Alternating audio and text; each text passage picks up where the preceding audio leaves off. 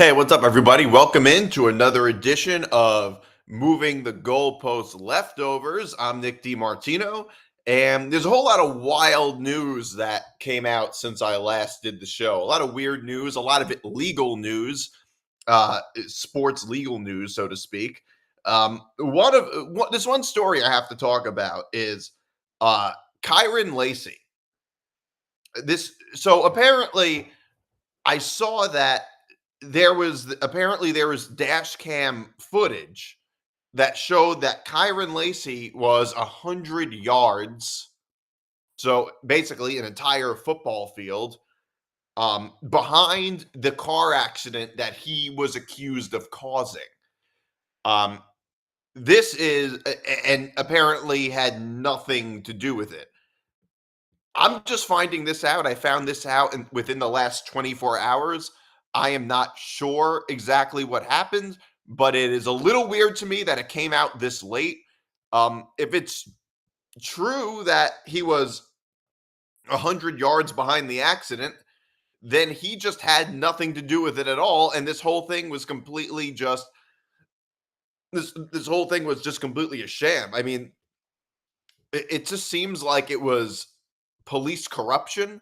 If they had footage of this, like if the police had footage of this and they were hiding it the whole time to try to make it look like Kyron Lacey was the one involved, that is super. I mean, that is horrible. I mean, that is just totally insidious. I can't. I, I mean, I don't know how you can trust. Like that is just insane if that's the case. I also don't even know why that would be the case. Like, I don't know why they like. If anything, with professional athletes, it usually would be the other way around. That the police would want to cover things up in favor of them, like what often happens with star athletes. That makes it. But if he's 100 yards, if it's true that he is, I didn't see the footage, but if it's true that he was 100 yards behind the accident before it happened, when it happened, then yeah, he had nothing to do with it at all. I don't even know why he's getting blamed. Uh, that makes no sense at all. I mean, even if it looked like he was involved at the start, which I find a little hard to believe if he was that far behind the accident. But even if it did look like it was like a miss and run or something like that, because you can cause an accident without directly hitting another car. But I mean, if there's footage of this, why did it take so long to come out? Why couldn't the footage just come out, like, right after it happened? I don't understand why that would happen, um, unless it was blatantly covered up for whatever reason. Um, I guess this story will make me. I mean, most of the time, I guess part of the reason people believed it, first of all, it's just there's a certain sense of legitimacy. If there's a police report about something, it makes sense to just believe that that's what actually happened. Um, but and most of the time, when that is the case in a famous case, like with a professional athlete or a famous person, usually that is kind of at least close to the truth. But in this case, it seems like it wasn't true at all, and it was completely fabricated. And I guess I will. And I part of another reason people believed it is that it just seems to be a very. It seems like it's a pattern with a lot of star college football players, or even like just college football players in general, especially in the SEC. What has been the running joke? Uh, the running joke has been that Georgia football players are always getting in trouble for reckless driving. That's like the constant running joke. And it also there's nothing really. It's a little surprising that it was him, but it's just like there's nothing too shocking about it. It's not like if he was accused of being like if he was accused of being involved in like a murder or something like that. That would be much more shocking. Um, but I mean, reckless driving and killing somebody. I mean, that happens that seems to happen quite a lot with college football players. And to me, like to a lot of people, it just kind of made sense that. But now I think after this story, I just whenever a story like this comes out about an athlete, I don't think I'm just gonna believe it anymore. I mean, I'm not saying I'm gonna disbelieve it, but I'm just gonna not really trust that it's accurate because you just never know. Uh, you just never know. Uh, so I guess it, it's just really just awful if this turns out to be true. And he ended up killing himself over it the day before he was scheduled to appear in court, which honestly led me and many other people to believe that he really was guilty. But it looks like he just wasn't at all. And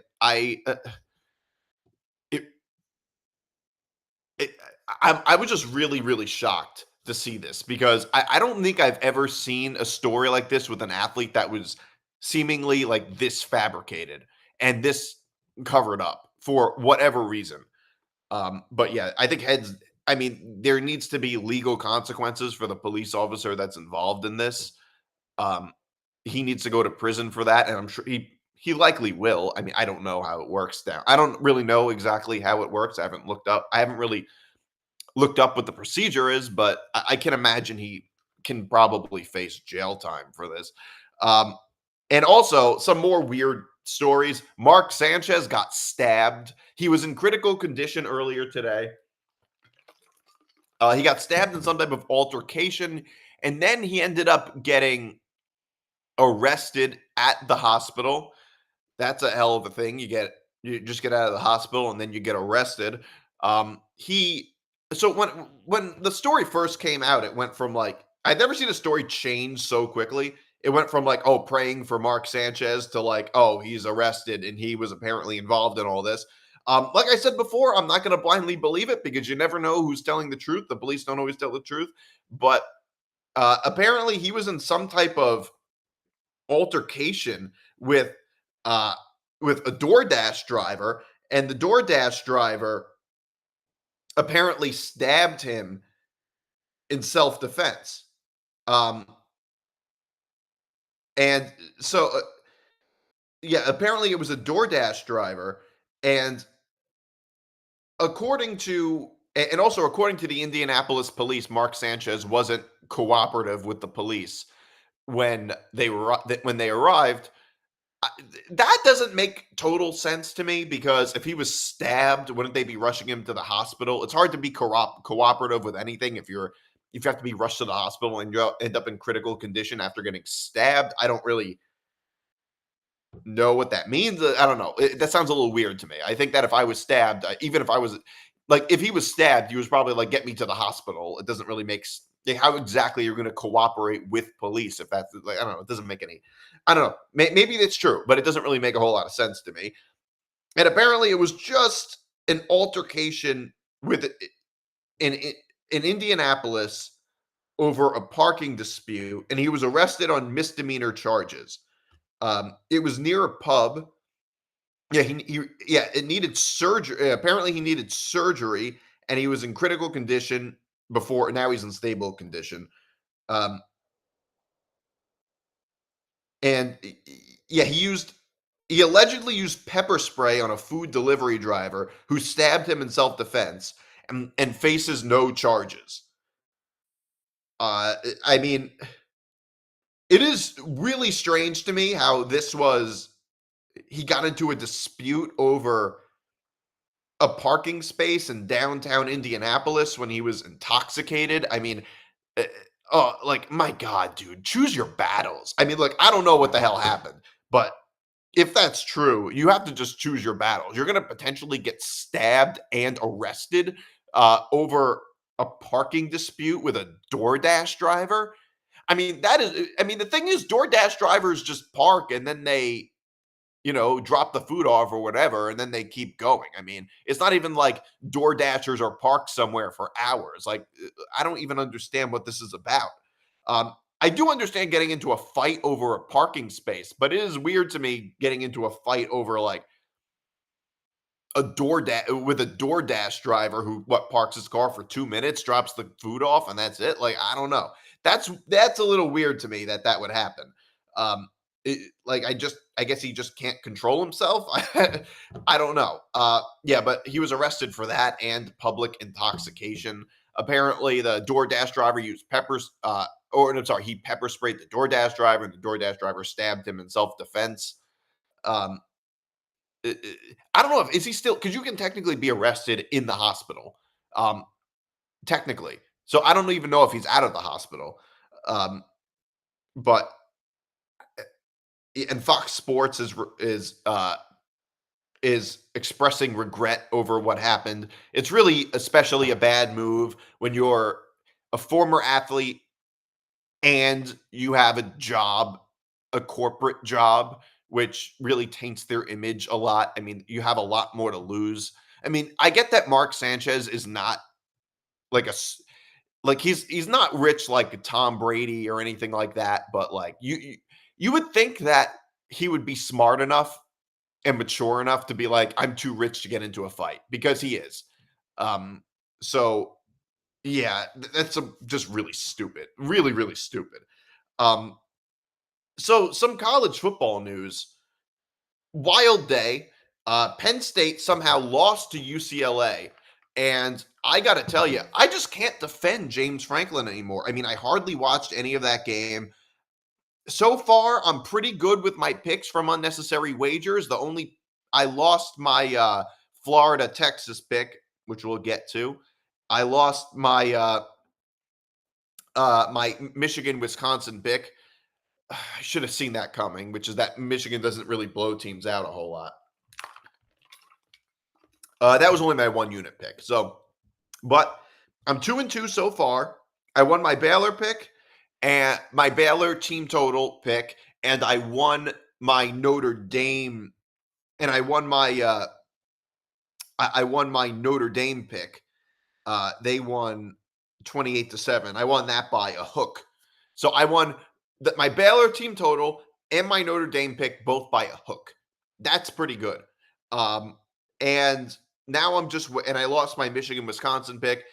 Oh yeah, and I also won my Georgia Kentucky pick, which was my lock, also by a hook. So far on unnecessary wagers, all three of my wins have been from a hook. That's pretty crazy. And also I have I'm waiting on Mississippi State, Texas A&M. I wish I had picked Alabama, Vanderbilt. That would have been whatever. I didn't pick it, but Mississippi State, Texas A&M. I need Mississippi State to cover the games going on right now as I'm doing the show. Mississippi State is up 3-0. I hope it stays this way. But I got to tell you, Penn State losing to UCLA. I'm really glad I didn't pick this game because I was pretty high on Penn State coming out and blowing them out. UCLA is so bad. They were completely winless. UCLA was winless. They couldn't beat UNLV. They got killed by New Mexico. They even lost to Northwestern. Northwestern. How do you lose to UNLV, New Mexico, and Northwestern 3 weeks in a row? I mean, UCLA is not a premier football program, but that's bad by even UCLA standards.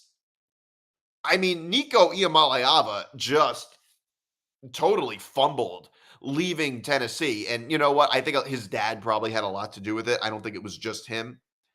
But you'd think that it would have gotten a little better. Like it would have been a little better for UCLA, but they are horrible.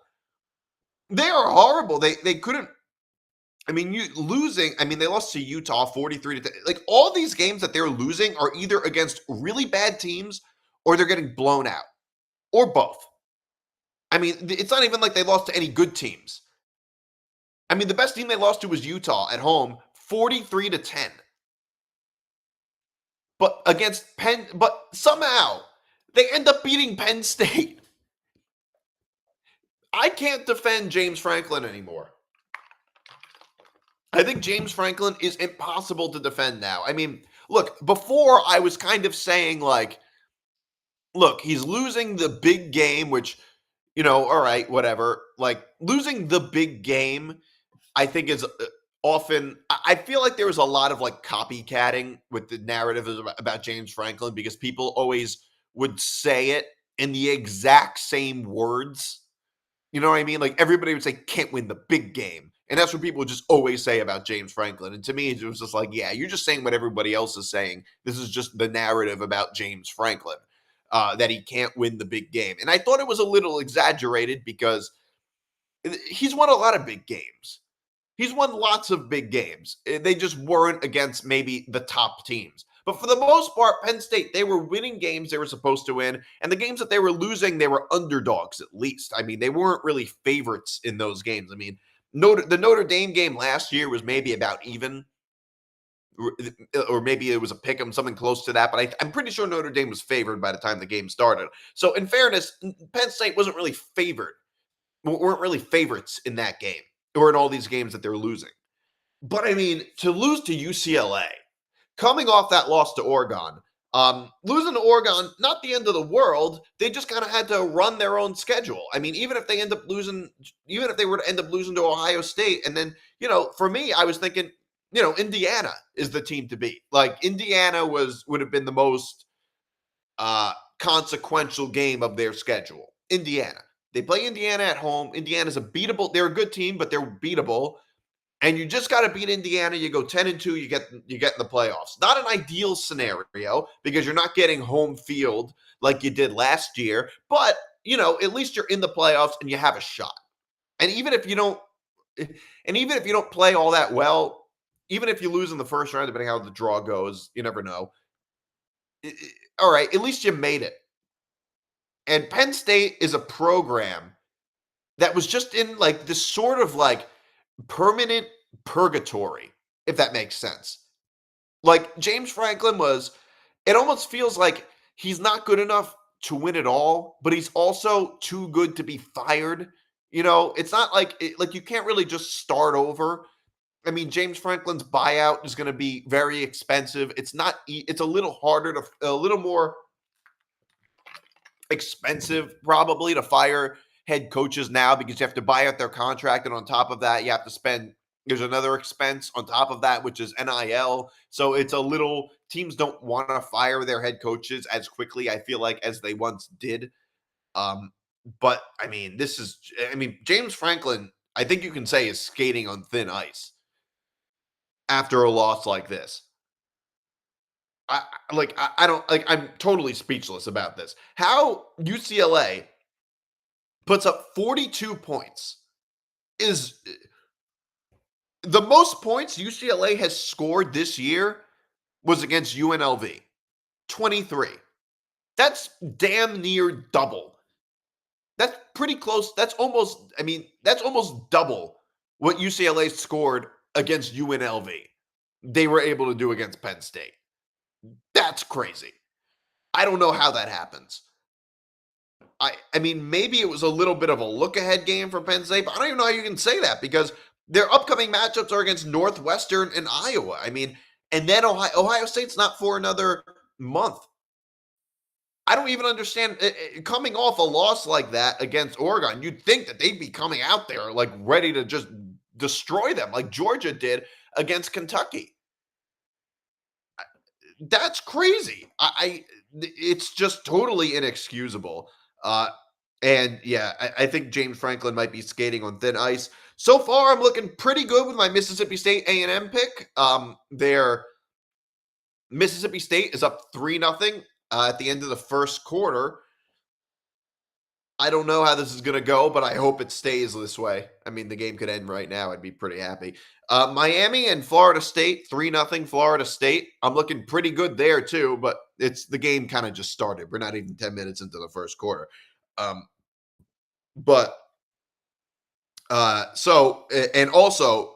Florida ends up beating Texas. I think the best thing to happen to Texas is Penn State losing to UCLA because I feel like Penn State losing to UCLA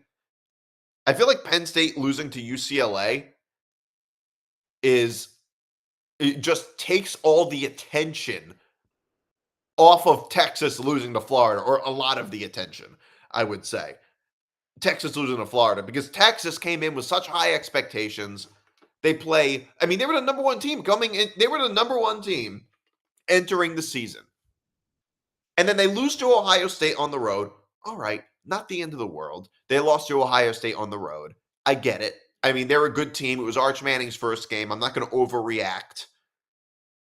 But they really just haven't looked good against any team except for Sam Houston State.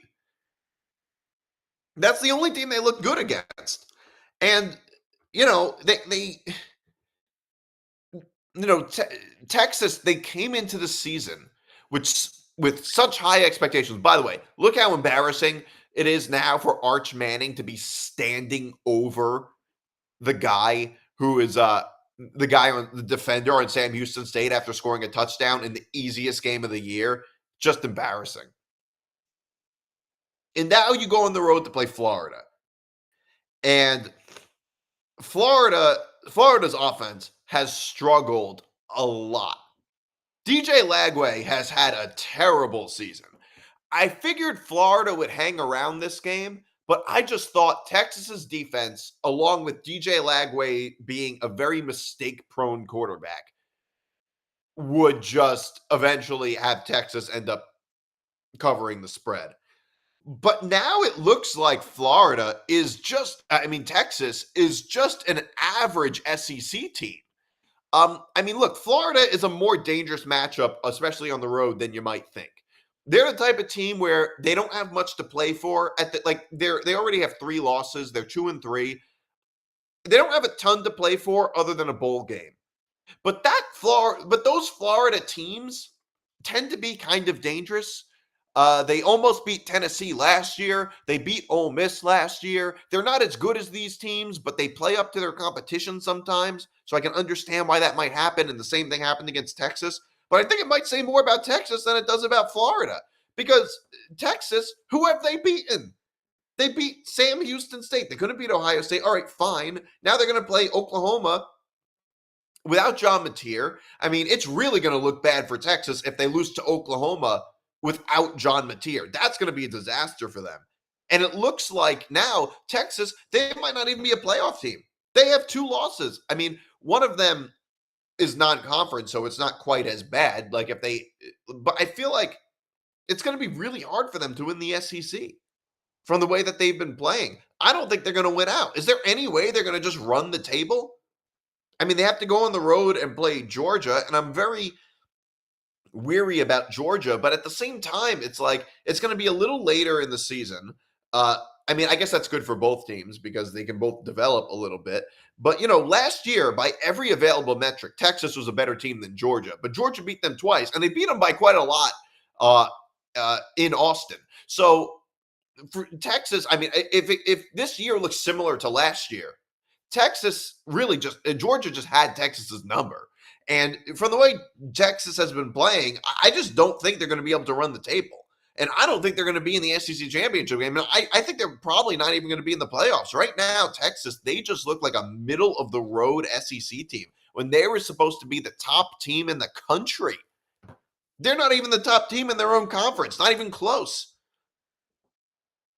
So, yeah, there's a lot of trouble there for Texas. I don't know. Florida keeps burning me. Every time I bet on Florida, I feel like, I bet on them against Miami. They end up losing because Miami scores 2 touchdowns in the fourth quarter. And then they end up beating Texas when I bet on Texas. Just kills me. Yankees, I do want to talk about Yankees, Red Sox. Yankees end up beating the Red Sox in 3 games, and Cam Schlittler has an all-time great performance. This past Thursday, the Yankees end up winning 4-0. Schlittler went 8 innings for 12 strikeouts.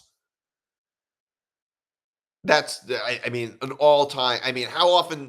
How often do we even see starting pitchers last for 8 innings? I mean, if you get starts like that, with the way Cam Schlittler was pitching, Boston had almost no chance. They had almost no shot.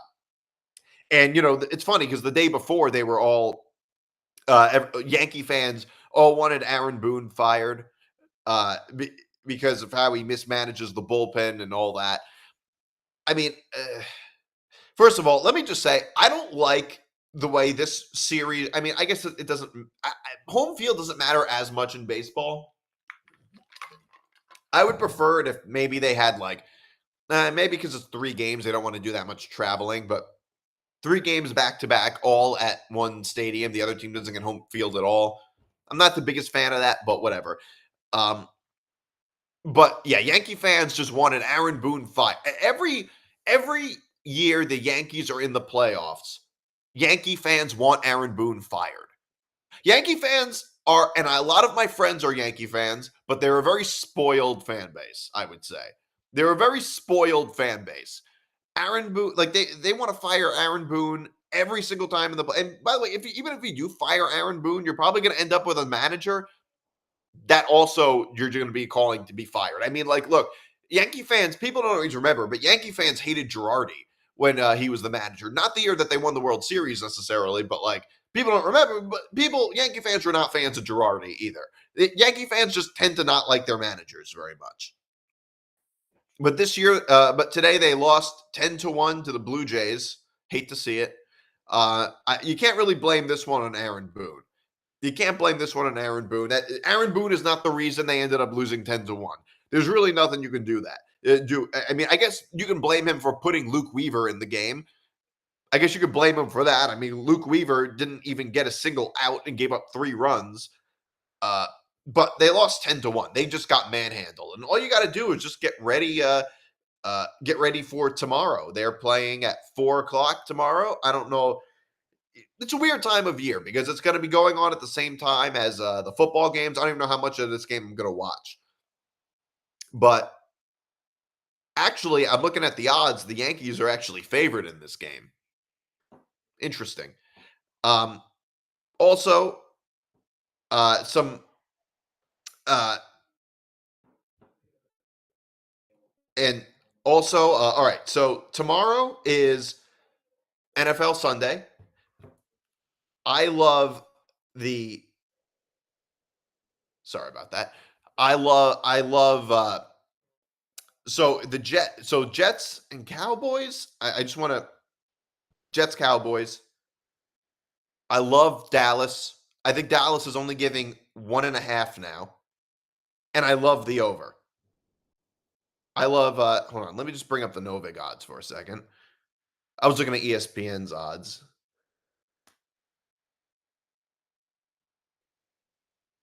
Whatever. I'll just look. So according to ESPN bet, Dallas is giving 1.5. They are, and the over under is 48.5. I love Dallas minus the 1.5, and I love the over in this game. Um, I I can't believe the line ended up going down. Um,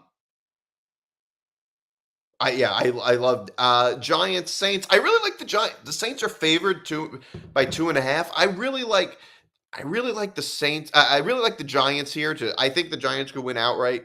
Texans Ravens. I would have said Ravens easily, but now that Lamar Jackson's out, I think Houston's going to end up winning this. I mean, look, they're just not the same team with Cooper Rush as the quarterback. And with Broncos Eagles, I have a sneak.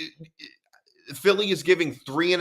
I think the line changed a little bit. I'm a little suspicious that Denver can maybe keep it close. Philly wins a lot of games, but they win them really ugly, and they win them in sort of weird ways. I mean, sometimes they just disappear completely in the second half. And Bucks, Seahawks minus 3.5. Look, the Bucks are a tough team. But they tend to screw up a lot on special teams. I think that's their biggest problem. And I, you know what? Let's see what. So I do want to get into another edition of the comments section. Let me just pull it all up. Then moving the goalpost, TikTok.